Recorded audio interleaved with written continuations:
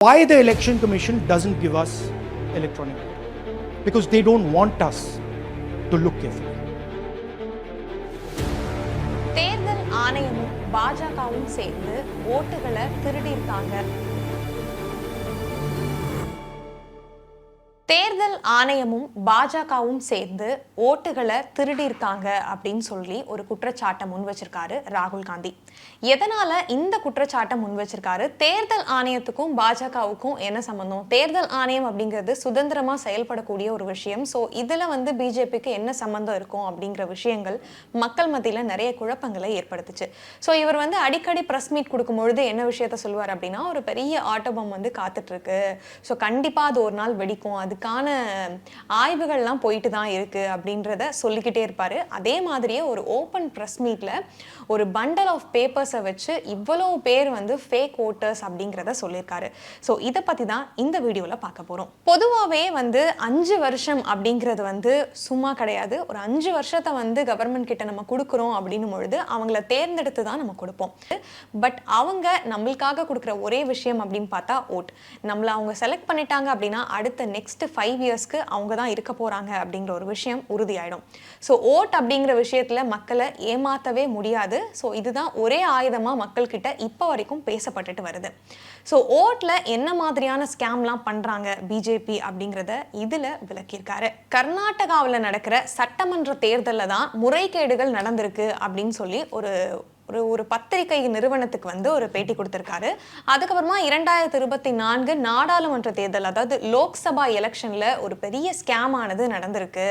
So இதுல நிறைய முறைகேடுகள் நடந்திருக்கு அப்படிங்கிற விஷயத்தையும் முன்வைக்கிறாரு.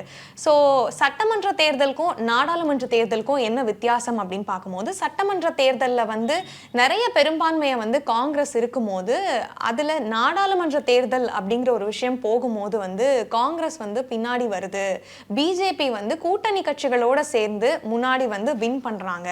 சோ இது எப்படி சாத்தியமா இருக்கும்?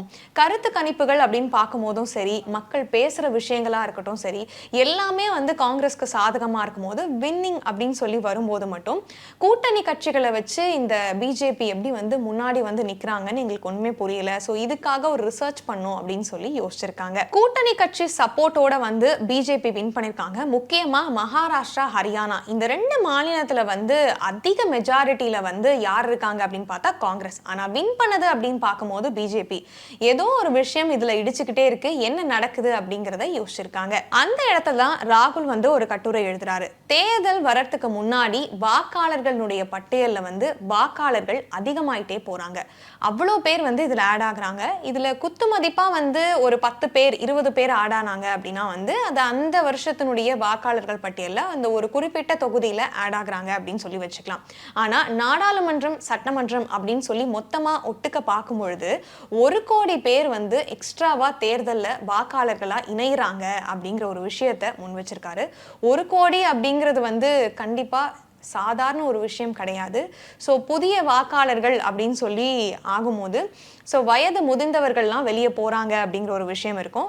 ஸோ இதை ஒப்பிட்டு பார்க்கும்போது எங்கேயோ ஒரு விஷயம் இடிக்குது, எப்படி 1 கோடி பேர் உள்ள வருவாங்க அப்படிங்கிறத யோசிக்கிறாங்க. இதனால ஒட்டு மொத்தமா எல்லா தொகுதியுமே டார்கெட் பண்ணி எல்லா இடத்துலயும் இருக்கிற விஷயங்களை பார்க்க முடியாது அப்படிங்கிறதுனால குறிப்பிட்ட ஒரு தொகுதியை டார்கெட் பண்றாங்க. கர்நாடகாவில் பெங்களூர் தொகுதி அப்படிங்கிற ஒரு தொகுதியை டார்கெட் பண்றாங்க.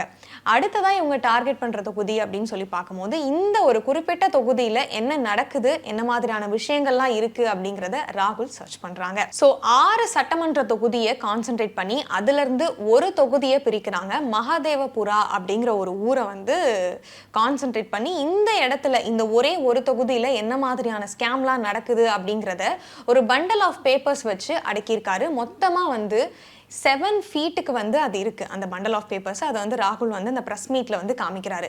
இவ்வளோ ஹைட்ல இந்த பேப்பர்ஸ் மட்டும் எங்களுக்கு கிடைச்சிருக்கு. இதை நாங்க ஃபில்டர் பண்றதுக்கு எந்த அளவுக்கு முயற்சிச்சோம் அப்படின்னு பாத்தீங்கன்னா 40 பேர் மொத்தம் 6 மாசம் இதுக்கு ரிசர்ச் பண்ணியிருக்காங்க அப்படின்னு சொல்லி சொல்றாரு. இதுல ஓட்டர்ஸ் அப்படின்னு சொல்லி பிரிக்கும் போது மொத்தம் 5 வகையில இங்க ஸ்கேம் நடக்குது அப்படின்னு சொல்லி 5 டெஃபினிஷன்ஸ் அவர் கொடுக்குறாரு. என்னென்ன அப்படிங்கறத கிளியரா பார்த்துடலாம். மகாதேவபுரா அப்படின்னு எடுத்துக்கும் பொழுது 1,14,000 வாக்குகள் வந்து காங்கிரஸை விட பிஜேபி அதிகமா ஓட் வாங்கி வின் பண்ணிடுறாங்க. ஸோ 1,14,000 ஓட்டுகள் அப்படின்னு சொல்லி பார்க்கும்போது அதுல மொத்தமா வந்து புதுசா வாக்காளர்கள் யாருன்னே தெரியாதவங்க, அட்ரஸ் இல்லாதவங்க அப்படின்னு சொல்லி உள்ள வர பர்சன்ஸ் யாரு அப்படின்னு பார்த்தோம்னா 1,250,000 போலி வாக்குகளை கணக்கெடுக்கிறாங்க. ஸோ போலி வாக்குகள் 1,00,000க்கும் அதிகமா இருக்கா அப்படின்னு கேட்டா எஸ் அப்படின்னு சொல்லியிருக்காரு ராகுல் காந்தி. இது ஒரு பெரிய ஷாக்கிங்கா இருந்திருக்கு. ஸோ இதுல 5 வகையில வந்து இந்த ஓட்டர்ஸை போலியான வாக்கு இருக்கிறவங்கள பிரிக்கிறாங்க. ஃபர்ஸ்ட் ஒன் அப்படின்னு சொல்லி பார்க்கும்போது டூப்ளிகேட் வாக்குகள் அப்படின்னு பிரிச்சிருக்காங்க. டூப்ளிகேட் ஓட்டர்ஸ் அப்படின்னு சொல்லி பார்க்கும்போது 2 சைடு இவங்க வந்து ஓட் பண்றாங்க அப்படின்னு சொல்லியிருக்காரு. குர்க்ரெட் சிங்தாங் அப்படிங்கிற ஒரு குறிப்பிட்ட பர்சனை காமிச்சிட்டு இவர் எந்தெந்த இடத்துலலாம் ஓட் பண்ணுறாரு அப்படின்னு பார்த்தா மொத்தமாக 4 இடத்துல சேம் பர்சனே போய் ஓட் பண்ணியிருக்காரு. சேம் அட்ரஸ் சேம் பர்சன் அப்படின்னு சொல்லி காமிச்சிருக்காங்க. அடுத்ததாக வந்து ஆதித்யாகு அப்படின்னு சொல்லி எடுக்கும்போது கர்நாடகாவிலேயே அவர் வந்து வேற வேற இடத்துல வந்து ஓட் பண்ணியிருக்காரு. இந்த விஷயத்தையும் ராகுல் வந்து காமிக்கிறாரு. எங்கெங்க அப்படின்னு பார்த்தீங்கன்னா மகாராஷ்டிரா, உத்தரப்பிரதேசம்லாம் இவர் போய் ஓட் பண்ணிட்டு வந்திருக்காரு. ஸோ ஒரே பர்சன் வேற வேற இடத்துல எப்படி ஓட் பண்ண முடியும் அப்படிங்கிறத வந்து சொல்லியிருக்காங்க. இதில் மொத்தமாக ஸ்கேம் நடந்து எவ்வளவு பேர் டூப்ளிகேட் ஓட்டர்ஸா இருந்திருக்காங்க அப்படின்னு பார்க்கும்போது 9,695 பேர் இதுல மொத்தமா மாட்டிருக்காங்க அந்த ஒரு தொகுதியில. செகண்ட் ஒன் அப்படின்னு பார்க்கும்போது சேம் அட்ரஸ்ல ஸ்கேம் நடந்திருக்கு. சேம் அட்ரஸ்ல ஒரு பர்சன் இருக்காங்க அப்படின்னும் பொழுது ஒரு வீட்டில் ஒரு 4 பேர் இருப்பாங்க, 5 பேர் இருப்பாங்க அப்படின்னு சொல்லி எக்ஸாம்பிளுக்கு ராகுல் காந்தி சொல்றாரு. 5 பேர் 6 பேருங்கிறத தாண்டி ஒரு 10 பேர் கூட ஒரு வீட்டில் இருப்பாங்கன்னு வச்சுக்கோங்க. 40 பேர் ஒரே வீட்டில் இருக்க முடியுமா? 46 பேர் ஒரே வீட்டில் இருக்க முடியுமா? மொத்தமா 80 பேர் ஒரே அட்ரஸ்ல இருக்க முடியுமா அப்படின்னு சொல்லி கேக்குறாங்க. ஒரே அட்ரஸ்ல மொத்தமா 80 பேர் வந்து இருந்திருக்காங்க அப்படின்ற விவரத்தை இவர் வந்து எக்ஸ்பிளைன் பண்ணி சொல்லியிருக்காரு. 46 பேர் ஒரே இடத்துல இருந்திருக்காங்க. ஸோ அந்த 2 வீட்டோட போட்டோவையும் எடுத்து போட்டிருக்காரு. அது சிங்கிள் பெட்ரூம் இருக்க ஒரே ஒரு ரூம் தான் அப்படிங்கிறது தெரிய வந்திருக்கு.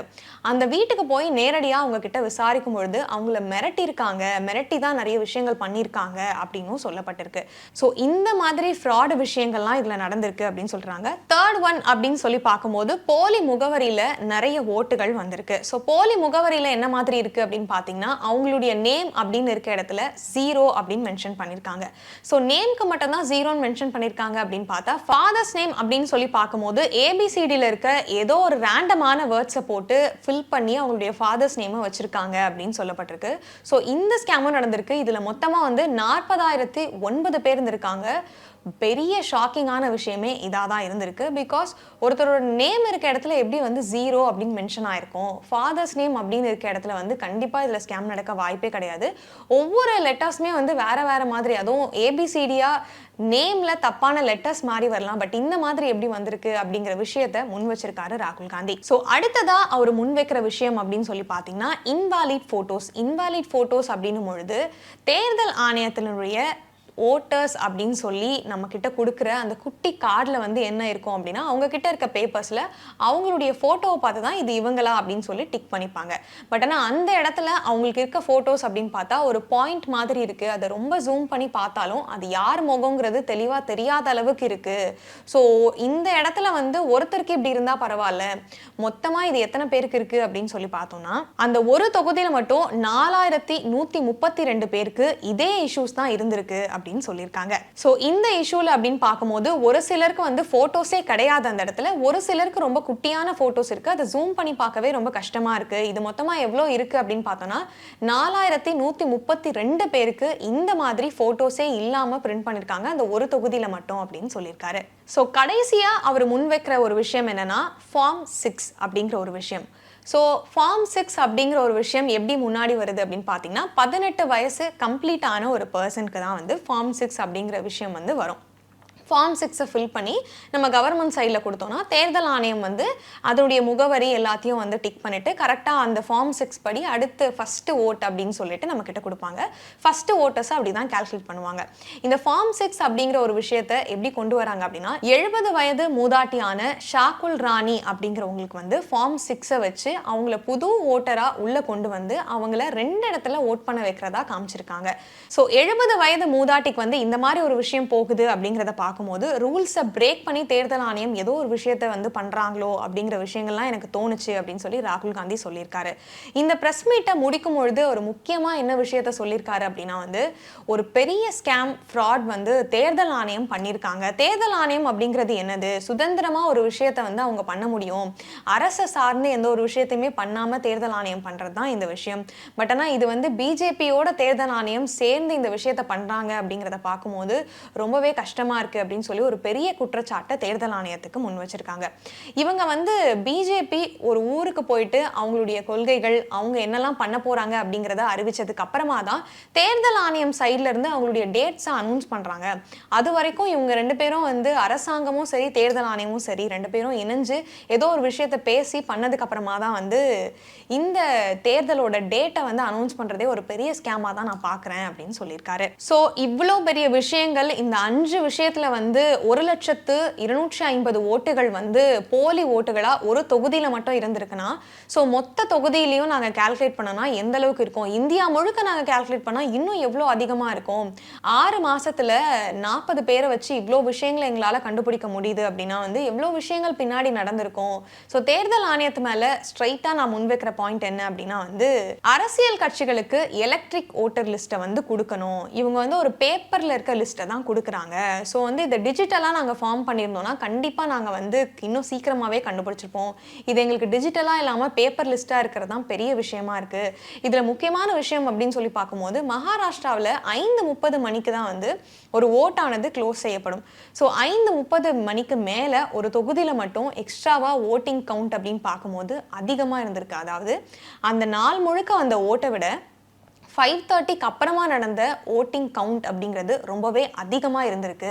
ஸோ அந்த டைமில் இருக்க சிசிடிவி ஃபுட்டேஜை கேட்கும்போது தேர்தல் ஆணையம் சைட்லேருந்து என்ன சொல்கிறாங்கன்னா 40 நாட்கள் கழித்து இந்த சிசிடிவி ஃபுட்டேஜஸை வந்து டெலீட் பண்ணும் அப்படின்னு சொல்லி ஒரு அவசர சட்டத்தை கொண்டு வந்துட்டாங்க. ஸோ எங்களால் போய் அந்த ஃபுட்டேஜ் இல்லாமல் அங்கே என்ன நடந்திருக்கு அப்படிங்கிறத பார்க்கவோ தெரிஞ்சுக்கவோ முடியலை. ஸோ இந்த அவசர சட்டம் எதுக்காக தேர்தல் ஆணையம் சொல்லியிருக்காங்க? ஸோ அப்போ இவங்க 2 பேரும் சேர்ந்து தான் இந்த ஸ்கேம் நடத்தியிருக்காங்க அப்படின்னு சொல்லியிருக்காங்க. ஸோ திரிணாமுல் காங்கிரஸாக இருக்கட்டும், பிஜேபியாக இருக்கட்டும், பிஜேபி சார்ந்த கட்சிகளாக இருக்கட்டும், எல்லாருமே இவருடைய விஷயங்களுக்கு வந்து நாங்கள் வந்து சப்போர்ட் பண்ணுறோம். கண்டிப்பாக இந்த தேர்தல் ஸ்கேமை எதிர்த்து போராடி தான் ஆகணும் அப்படின்னு சொல்லியிருக்காங்க.